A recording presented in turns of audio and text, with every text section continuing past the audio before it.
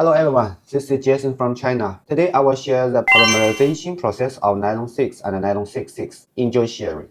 We talked about the molecular structure of nylon 6 and nylon 66. Today, I will roughly talk about nylon 6 and nylon 66 polymerization production. Actually, I'm not familiar with nylon chip production process, so I will share the basic knowledge which I just know. As we know that the monomer of nylon 6 is caprolactam, and the nylon 6 is produced by the ring-open polymerization of caprolactam, and the nylon 66 monomers are adic acid and hexamethyldiamine, which are condensation polymerization from the two monomers. Next, let's check the upstream and downstream relationship of nylon 6 monomer and the nylon 66 monomers. I've made a table. Please see the picture below.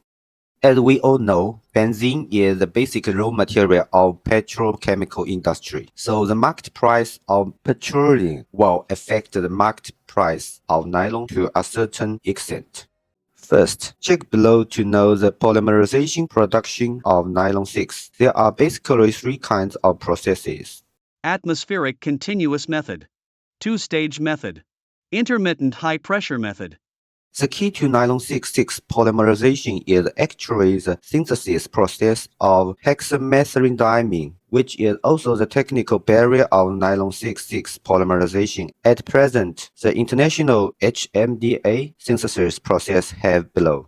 Electrolytic hydrodimerization of acrylonitrile method, butadiene method, adipic acid method, caprolactam method.